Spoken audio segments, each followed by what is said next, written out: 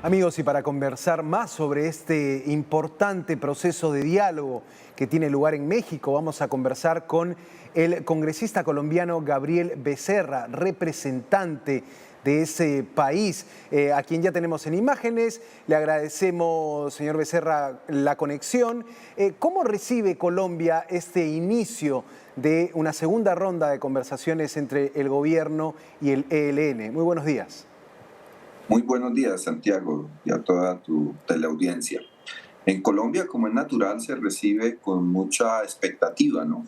Hemos logrado, después de muchos años, de décadas de guerra, que nos ha dejado cifras realmente muy dolorosas, como 200.000 homicidios, más de 70.000 desaparecidos, más de 8 millones de desplazados, cerrar un acuerdo de paz con la guerrilla histórica de las FARC después de décadas de confrontación, pero ese acuerdo no logra todavía cerrar el ciclo de la violencia en Colombia, porque subsiste, por un lado, la continuidad de la rebelión armada del Ejército de Liberación Nacional, de algunas disidencias de las FARC que representan una condición política, pero adicionalmente hay más de 52 grupos de carácter violento, no propiamente políticos, que impiden que esa aspiración, yo diría civilizatoria, de vivir en una sociedad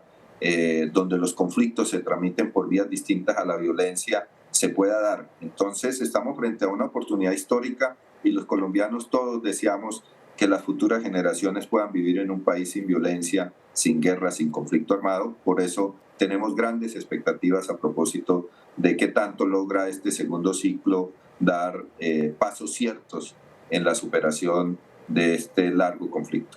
Ahora, el cese al fuego, el alto al fuego, fue algo que se escuchó pronunciar desde las dos partes. ¿Este puede ser el mayor objetivo a alcanzarse? ¿Usted ve con una alta posibilidad, digamos, de que las conversaciones puedan lograr este objetivo? Recordamos que el año pasado el gobierno anunció un cese al fuego y esto no fue bien recibido por la guerrilla. ¿Cree que es un objetivo alcanzable este cese al fuego mencionado en la jornada de ayer? El objetivo superior es lo que el presidente ha llamado la paz total, que no es otra cosa que superar la guerra y la violencia. Y a partir de ese gran objetivo hay que ayudar a desescalar el conflicto.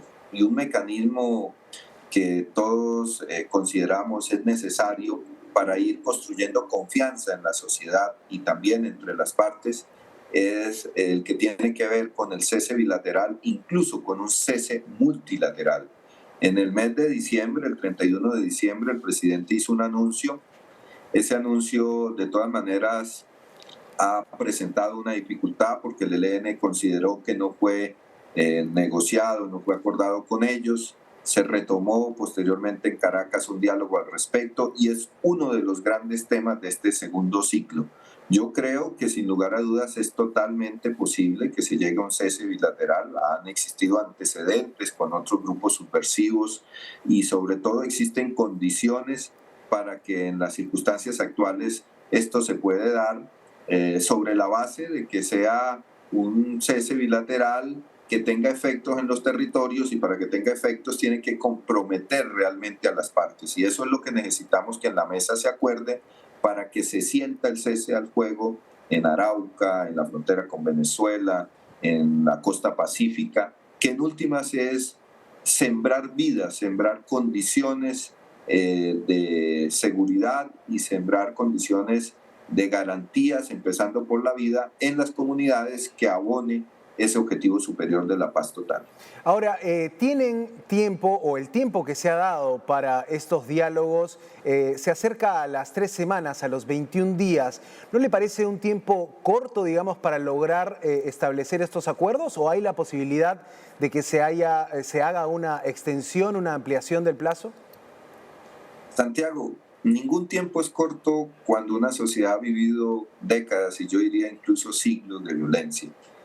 Todos deseamos que ojalá se acuerde en el menor tiempo posible, pero si las semanas que han acordado los participantes de esta mesa es el tiempo necesario para poder dialogar, discutir, construir un acuerdo estable y duradero, está bien.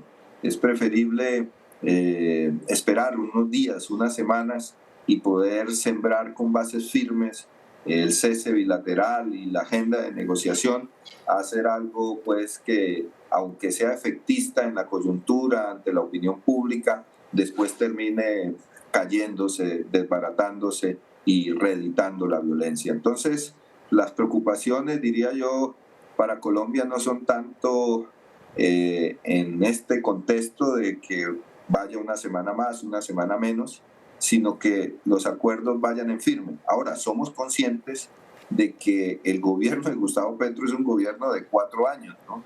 Y necesitamos que esa voluntad política que hoy tiene el presidente, que no tuvieron otros presidentes, no se desaproveche y se pueda concretar el acuerdo, ojalá lo más pronto posible.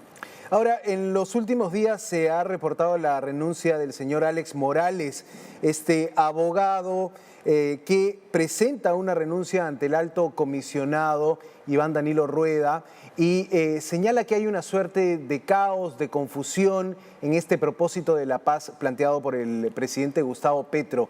¿A qué se puede deber la renuncia? ¿Cómo toma la renuncia el sector oficialista? Más allá del caso particular, la renuncia expresa que este es un proceso que exige de mucho esfuerzo en muchos campos. Creo que hay que tener una comunicación permanente con la sociedad. Creo que hay que informarle al pueblo los avances, pero también las dificultades. En ese campo yo creo que la delegación de paz, el liderazgo de Danilo puede mejorar. Igualmente creo que hay que saber rodearse de los protagonistas, digamos, del poder de la sociedad colombiana, sin los cuales va a ser muy difícil llegar a un acuerdo. Para que haya un acuerdo tiene que haber el respaldo de la comunidad, tiene que haber el respaldo de la clase política, o al menos de la mayoría que estamos representados en el Congreso, que aprobamos la ley de paz total, que tenemos que empezar a discutir la semana entrante el proyecto de ley de sometimiento a la justicia y necesita ser aprobado, y también de factores reales de poder económico, de poder externo que es necesario que opine y que cuente también a la hora de las definiciones. Entonces, seguramente alguna gente abandonará el barco porque no está de acuerdo, o abandonará el barco porque tiene otro tipo de expectativas, pero hay que mantener firme el timón y saber lograr el mayor respaldo social, político, económico a este esfuerzo, y para eso creo que el gobierno, el equipo negociador, el alto comisionado, pues tienen que estar permanentemente haciendo ajustes y escuchando a la sociedad. Efectivamente hay observaciones que a mi manera de ver deben ser tenidas en cuenta para que el proceso se ajuste y mejore. O sea, se pueden hacer correcciones, dice usted. Es necesario, Santiago, porque un acuerdo de paz necesariamente es un acto de creación, digamos. No existe una fórmula que te diga para hacer el mejor acuerdo hay que hacer esto, esto y esto. Nosotros tenemos mucha experiencia, hemos estudiado los conflictos en otros lugares del mundo, los acuerdos de paz. Acabamos de terminar un acuerdo, como le decía, con una guerrilla histórica, pero aún con esa experiencia nos tenemos que exigir mucho ante este hecho inédito de un acuerdo con el ELN. Sí, y el reto parece estar también en lo que mencionaba, implicar a la ciudadanía, digamos, hacer partícipe a la ciudadanía de esto, y es precisamente alguna de las críticas que han venido a estas jornadas de paz, es eso, ¿no? ¿Cuán implicado está el colombiano de a pie de estas gestiones del gobierno? Sí, yo creo que si tenemos una lección que aprender es que la paz, lógicamente, tiene que ver y pasa porque los sujetos que han estado en la confrontación armada, el Estado por un lado, las subversiones, otros grupos por otro, puedan acordar componentes muy importantes desde el punto de vista del contenido de un acuerdo, de las metodologías, del desarme, etcétera, etcétera. Eso es muy importante, pero lo que quedó demostrado también es que si ese acuerdo de paz no es entendido por la comunidad, por el pueblo, si el pueblo no abraza ese esfuerzo de paz, pues nos suceden cosas como nos pasaron en el plebiscito que dividió la sociedad colombiana, porque realmente la victoria del no fue pírrica, y eso tuvo unos efectos en la implementación del acuerdo. Yo creo que esa es una lección. El pueblo es la principal garantía de que el acuerdo de paz sea duradero, porque compromete la voluntad del ciudadano de a pie, del campesino, del estudiante, del trabajador, del empresario, que sabe que es mucho mejor superar la guerra porque va a tener mejores negocios, porque va a tener la posibilidad de vivir sin violencia, porque va a poder disfrutar de la hermosura de nuestro país y no mantener, digamos, a quienes alimentan el miedo como una estrategia también de control político y a la vez sostienen la guerra. Ahora, representante Becerra, hoy es un día de jornada, de marchas, de protestas, de movilizaciones de respaldo, en algunos casos, a las reformas planteadas por el presidente Gustavo Petro. ¿Cuán importantes son estas reformas? Puedo citar la reforma en salud, la reforma en pensiones, la reforma laboral para el futuro del gobierno de Petro. Sí, me estoy alistando precisamente para salir al centro de Bogotá a acompañar la concentración, porque este año va a ser el año de las reformas sociales desde la perspectiva del proceso de cambio que representa el presidente Petro. Lo que sucede acá es algo elemental. Nosotros ganamos las elecciones con un programa de gobierno. Ese programa de gobierno interpeló, cuestionó décadas de política económica, de política social, que convirtieron los derechos como el de la salud o el del trabajo o el de las pensiones fundamentalmente en negocios, en mercancías. Y lo que nosotros le ofrecimos a los ciudadanos es revisar esas leyes que durante 30, 40 años han prometido un crecimiento económico, han prometido mejorar las condiciones del empleo, han prometido un mejor sistema de salud que hoy no tenemos. Entonces, lo que hemos hecho el día de ayer con el presidente de la República es dar a conocer el contenido ya del articulado de la reforma a la salud, y a inicio de las sesiones ordinarias que serán en la segunda semana del mes de marzo, presentaremos los contenidos de la reforma laboral y de la reforma pensional. Y esas tres reformas simbolizan el aterrizaje del cambio en el campo del mejoramiento de condiciones de vida para toda la población, que fue lo que ofrecimos en la campaña electoral. Y lo vamos a hacer de manera democrática, llamando a toda la sociedad a participar. Los que estamos en el Congreso empezaremos las discusiones, pero como estamos hablando de reformas estructurales, no hay que dejarle eso simplemente al Congreso o a los tecnócratas. Tenemos que discutirlo con la gente. Y eso es lo que simboliza la jornada del día de hoy. Y en esta jornada también la oposición está convocando, a partir del representante Polo Polo, convocando a grupos que se oponen a estas reformas, lo que nos da la impresión de que hay también una fuerza que se resiste a esta propuesta del gobierno. ¿Cuán fácil será sacar adelante estas reformas en el Poder Legislativo? ¿Cuán fácil será pasar estas leyes?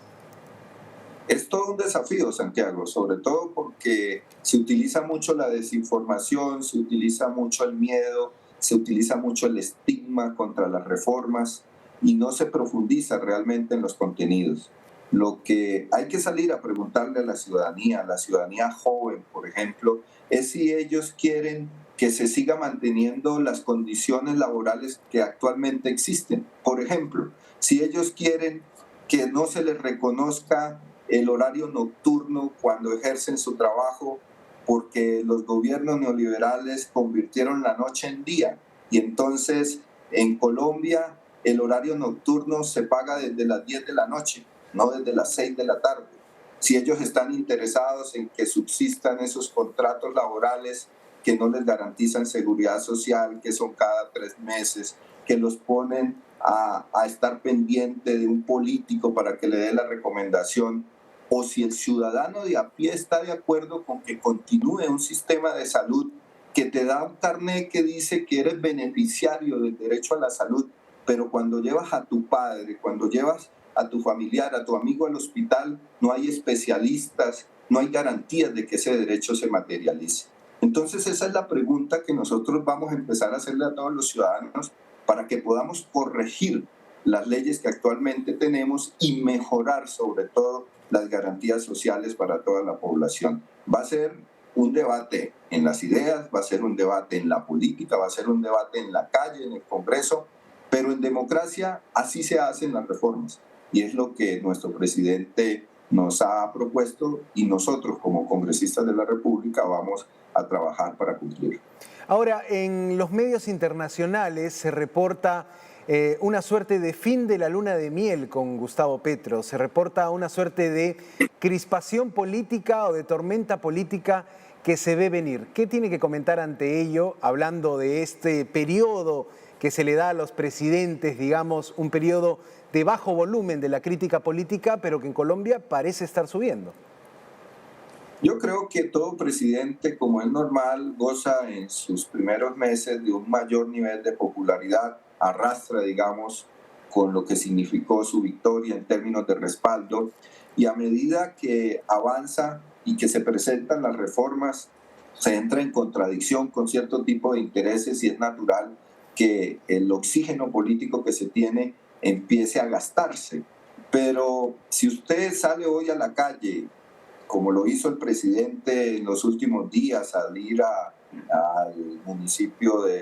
a un municipio del departamento de la Costa Caribe a entregar tierras, como lo hizo entrando a las manifestaciones del Carnaval de Barranquilla, el presidente mantiene un nivel de popularidad, yo diría, mayor al de otros presidentes a estas alturas del tiempo. Igualmente logramos aprobar unas reformas de carácter económico, en particular la reforma tributaria, que es una reforma progresiva, que es una reforma que hoy nos permite, en medio de una crisis económica internacional y nacional, contar con cierta capacidad fiscal para poder pensarnos estos programas sociales.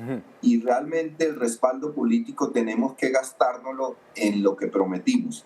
No pensamos que si cumplimos con esos objetivos, la población nos vaya a dar la espalda. Por el contrario, podríamos refrendar este respaldo y garantizar que este gobierno, que es la base de un proceso de transición política democrática en Colombia, que es el primer gobierno en 200 años de fuerzas políticas de izquierdas progresistas distintas a las que históricamente han gobernado este país, no solamente se mantenga durante este periodo, sino que sea capaz de prolongarse.